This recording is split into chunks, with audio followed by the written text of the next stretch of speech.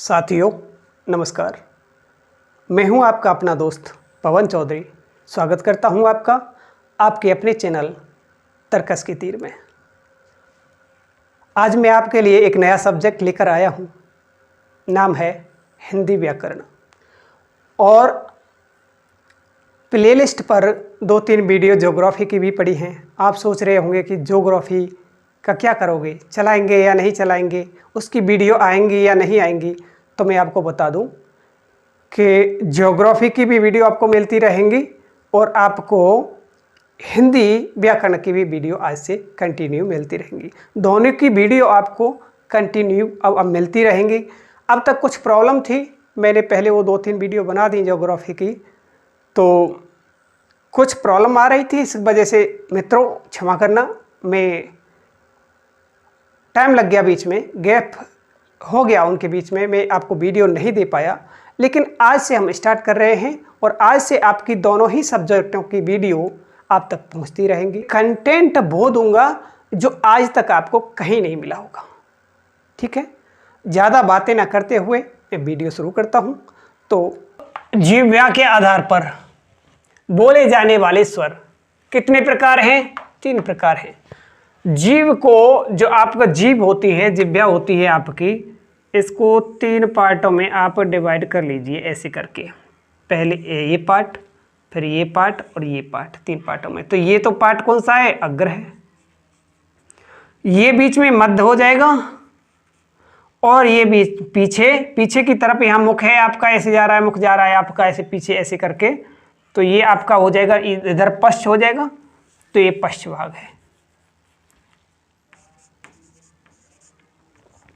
ये पश्च भाग है। तो अग्र भाग से बोले जाने वाले कौन से हैं? ये हैं। मध्य भाग से बोले जाने वाले ये हैं और पश्च भाग से बोले जाने वाले ये हैं।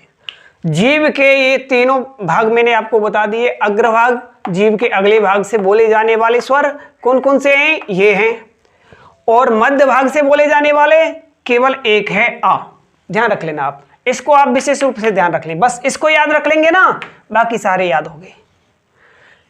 भाई जीव के आधार पर जीव के बीच मध्य भाग से कौन सा बोला जाता है? केवल आ बोला जाता है। आप इतना याद रख लेना, बाकी सारे याद हो गए। इसके लिए तो मैं हूं ना आपके पास, तो बाकी सारे याद हो जाएंगे आपको, बाकी कोई दिक्कत नहीं है।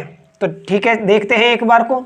और पश्च भाग से बोले जाने वाले स्वर कौन कौन से हैं? ये हैं। अब देखिए, पहला अग्रभाग, दूसरे नंबर पर मध्य भाग और तीसरे नंबर पर क्या है?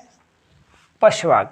यही तो है, ऐसे ही तो लिखेंगे आप, अग्र मध्य पश्च, पहला दूसरा तीसरा। तो पहला भाग, दूसरा भाग और तीसरा भाग। तीसरे भाग को कैसे याद करेंगे आप? देखिए, तीसरा भाग है, 3 का अक्षर बना हुआ है इसमें, ये 3 का ही तो है, ये तीसरा भाग है। जो 3 की आकृति बनी हुई है जिन वर्णों में, जिन अक्षरों में, वो पश्च भाग से बोले जाते हैं।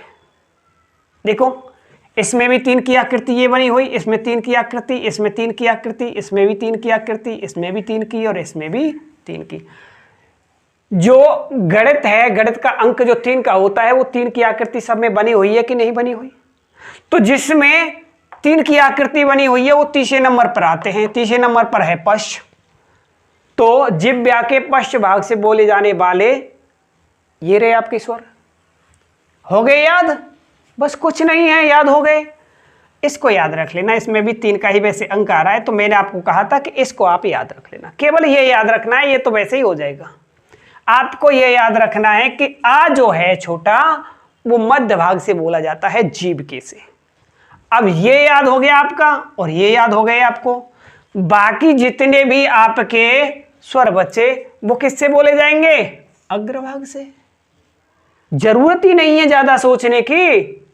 आप देखिए, ये हो गया, ये हो गया, ये सारे हो गए। अब इनमें से कौन कौन से बचे?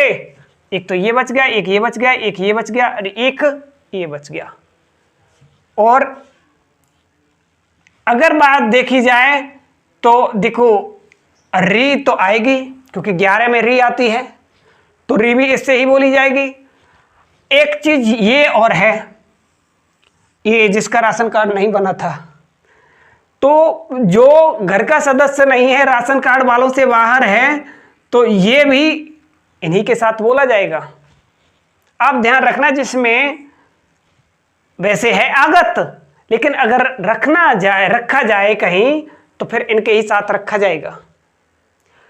तो आप ध्यान रख लेना, जिसमें 3 की आकृति बनती है वो आपका तीसरे नंबर पर पश्च पड़ता है, उससे ही बोले जाएंगे। तो ये भी याद हो गए। अगले वाला देख लें। ओष्ठ आकृति के आधार पर, मतलब होठों की आकृति के आधार पर जो स्वर होते हैं वो 2 प्रकार के होते हैं। एक तो वृत्तमुखी स्वर। वृत्तमुखी स्वर वो कहते हैं जिन्हें बोलते वक्त जब होठ एक वृत्त में बन जाते हैं, वृत्त की तरह बन जाते हैं। और एक होते हैं आवृत्तमुखी स्वर, जब होठों का कोई वृत्त नहीं बनता। जब होठ वृत्त ना बनाए तो होता है आवृत्तमुखी स्वर, और वृत्त बनाए तो वृत्तमुखी स्वर बनते हैं। बोलते समय जब होठ वृत्त बनाए तो होता है वृत्तमुखी स्वर। समझ में आया? जब वृत्त बनाएंगे तो वहां वृत्त ऐसे बनता है, बिल्कुल जब हम बोले जैसे ऊ, देखिए सुअर का समूह बन गया ना, ऐसे करके ऐसे वृत्त बनाते हैं होठ।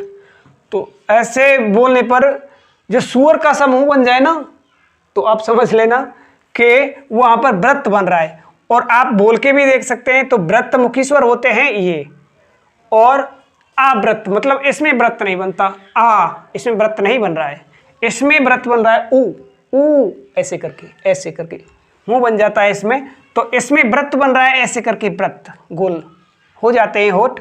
तो ये वृत्तमुखी स्वर होते हैं, ये आवृत्तमुखी स्वर होते हैं। इनमें कोई वृत्त नहीं बनता होठों का। आप बोल के देखिए, कोई वृत्त बन रहा है क्या? नहीं, ई नहीं।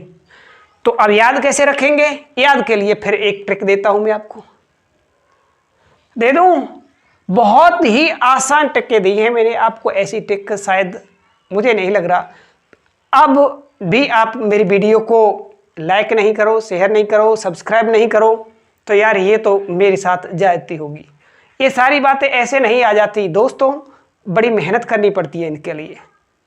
ऐसे नहीं आ जाती, हम मुंह उठा के चले आए और हमने आपको आके बता दिया। बड़ी मेहनत करनी पड़ती है, हर एक चीज़ समझनी पड़ती है। तो इसके लिए मैं आपको बता देता हूँ इसकी क्या ट्रिक है। एक याद रख लेना दोनों में से कोई सा, बाकी जो बच जाएंगे वो दूसरे में चले जाएंगे। बस ऐसा ही तो होता है, जब 2 पार्ट में ही बटे हुए हैं सारे स्वर, तो एक के याद हो जाए तो दूसरे के तो अपने आप याद हो जाएंगे। तो इसको याद कर लीजिए आप ऐसे लिख लीजिए, आई ये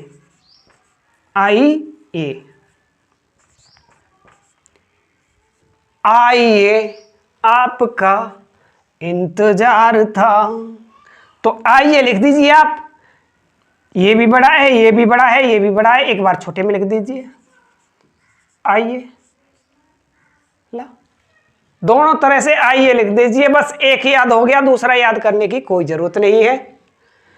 ये वाले याद हो गए, बाकी जितने भी बचे हैं इस पे से वो इसमें आ जाएंगे। बस हो गए दोनों याद। क्या कॉन्सेप्ट है यार। इससे अच्छा वीडियो आपको कहीं नहीं मिलेगा, मैं कह रहा हूँ। पूरा यूट्यूब खंगाल लेना। ऐसा ही मैंने एक वीडियो डाला था ज्योग्राफी का, उस पर प्लेलिस्ट पर पड़ा हुआ है। आपने इतना मुझे सपोर्ट नहीं किया, मुझे दुख हुआ उस बात को देख करके कि मैं बड़ी मेहनत से, मैं कह रहा हूँ कि यूट्यूब पर जितने भी जो भी पढ़ाते हैं, करोड़ों लोग पढ़ाते हैं, एक नहीं है। मैं 2, 4, 10, 5 की बात नहीं कर रहा हूँ, करोड़ों लोगों की बात कर रहा हूँ। उससे अच्छा वीडियो आपको और कोई उस टॉपिक पर मिलेगा ही नहीं। लेकिन मुझे बहुत निराशा हुई दोस्तों कि आपने मुझे सपोर्ट नहीं किया उस वीडियो के लिए। अगर आप ऐसे करेंगे तो मेरा मनोबल टूट जाएगा।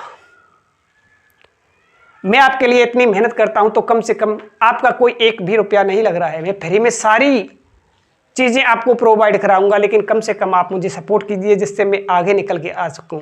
नहीं तो बहुत बड़े बड़े महारथी बैठे हुए हैं यार, कौन पूछता है हमें।